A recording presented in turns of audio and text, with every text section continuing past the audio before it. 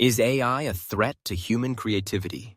Artificial intelligence is everywhere. It's writing books, composing symphonies, painting surreal landscapes, and generating short films, all at the speed of thought.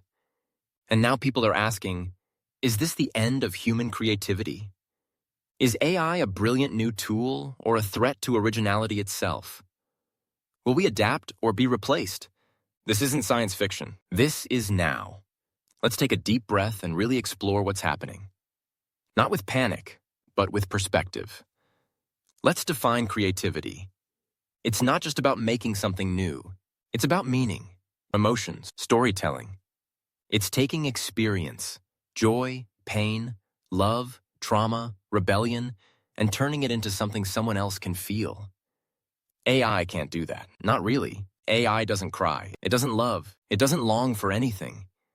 It doesn't dream at night or ache from a breakup. It works with inputs and patterns. It simulates creativity.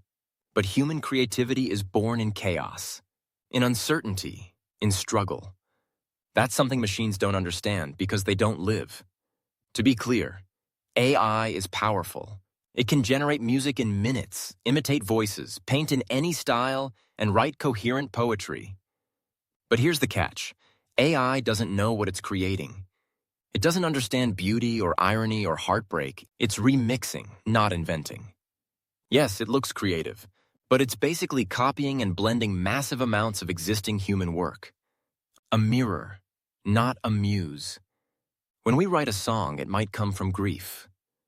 When we make a film, it might be a way to process childhood pain. When we paint, we might be expressing rage, healing, confusion, or joy. AI doesn't feel that. It doesn't have a soul. It doesn't have intention. A machine can reproduce the form of art, but not the substance. Because real creativity is a deeply human language, and emotion is its vocabulary. Now here's the twist. AI isn't necessarily the enemy. Think about photography. When it was invented, painters feared the death of visual art. But it pushed artists into new movements: surrealism, expressionism, abstraction. The art didn't die, it evolved. The same might be happening now. Writers are using AI to brainstorm.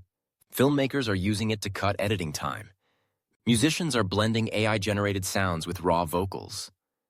The best creatives aren't being replaced. They're using AI to amplify what makes them human.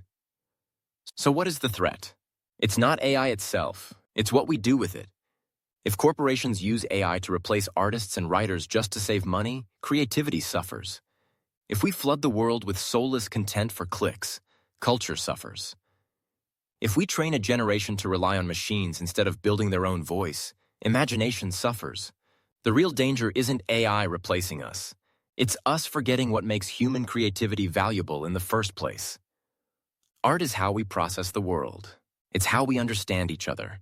It's how we remember we're alive. A machine can't write a song about heartbreak it's never felt. It can't paint the fear of growing up in poverty. It can't tell a joke about human awkwardness because it's never been embarrassed. That's what we bring. Our flaws, our scars, our humanity. And that's what no machine can copy, no matter how good the algorithm gets. So, is AI a threat to human creativity? Only if we stop valuing what makes us creative in the first place.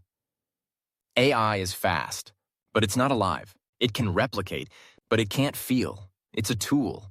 And tools don't kill creativity. They just challenge us to redefine it, to dig deeper, to rise higher. Creativity isn't dying. It's evolving. And in the age of machines, the most powerful thing we can be is human.